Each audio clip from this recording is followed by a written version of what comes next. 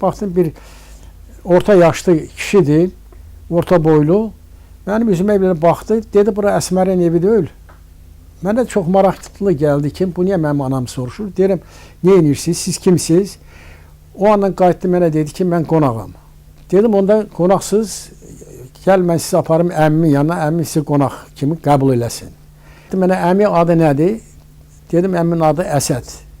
Belə üzümə çox diqqətlə baxa-baxa, əlində də çubuq var idi. Dedi, sənin adın Əli deyil? Dedim, hə. Belə deyəndə əlində çubuq əlindən düşdü. Dodağı titrədi, məni qucaqladı.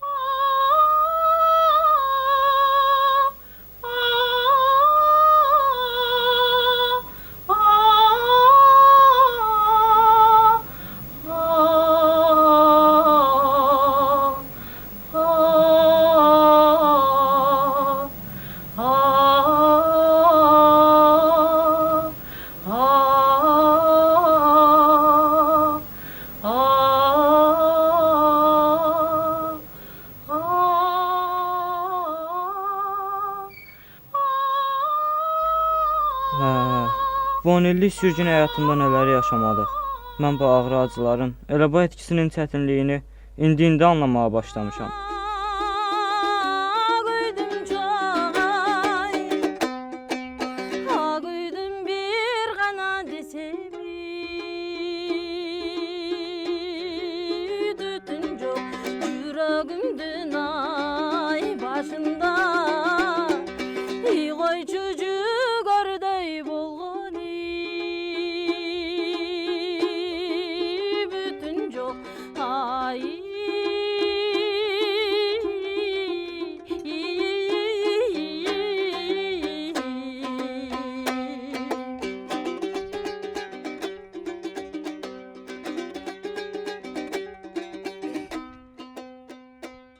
Bu səs anamın dediyi bayatlara, oxuduğu laylara nətər oxşayır.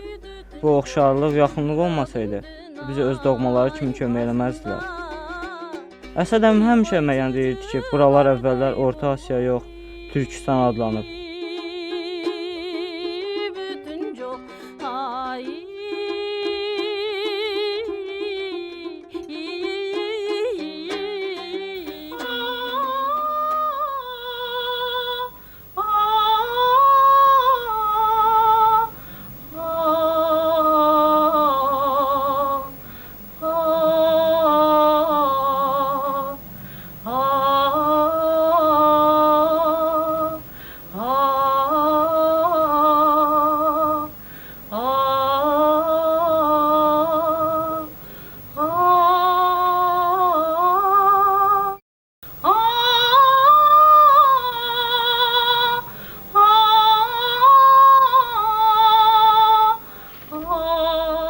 Biri Altınbekdir, o biri kimdir? Bəlkə yenə NKVD-dəndir. Yenə gəlib deyəcək ki, xalq düşməninin arvadı kolxozda işləmək istəmir. Mən də deyəcəm, sənə nə lazımdır? Suğundur yığmaq, həmişə olduğu kimi mən yığacam, özü də artıqlaması ilə. Bu illərdə bir gün də olsa, qoymadım anamın kolxoz işlərində üzülə. Nə də qoymaram. Vedi, dəhnəz dərdi, atamın sürgün dərdi, bizim qayğılarımız. Yüzülü bir azıq anam.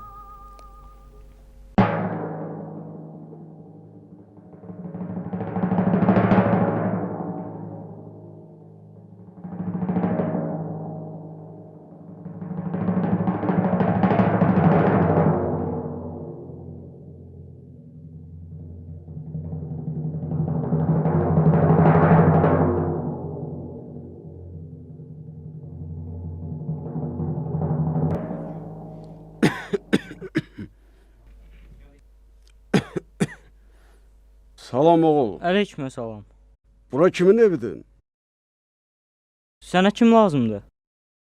Əsmərin evidir. Bu kimdir mənim anamı soruşur? Sən kimsən? Əsməri soruşursan. Əsmər evdədir. Lazımdır əmmi çağırım onunla danış. Əmin kimdir ay baba? Maşallah. Təəssüfkeş oğlandır. Laf bizimkilər kimidir. Hoşuma gəldi. Əminin adını soruşuram bala. Əsəddir. Gedim çağırım. Yox, yox. Hələ çağırma.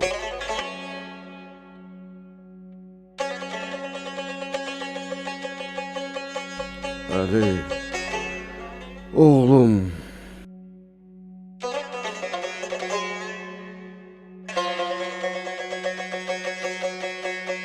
Ata, biz səni çox gözlədik. Lap çox. Əli, oğlum. Canım mənim. Sən sağsan. Oğlum, oğlum mən sizi tapa bildim. Əli babamın, Dəhnəz elimin, Feyzi Basarın ətri var səndə oğlum. 10 ilin sürgün həyatı doğmalarımı, ciyər paralarımı mənə yad eləyir. Ayaq canımın bir parçası balamla yad kimi danışırdım. İndi elə bil köksündə döyülən ürəyimi sinəmə sıxmışam.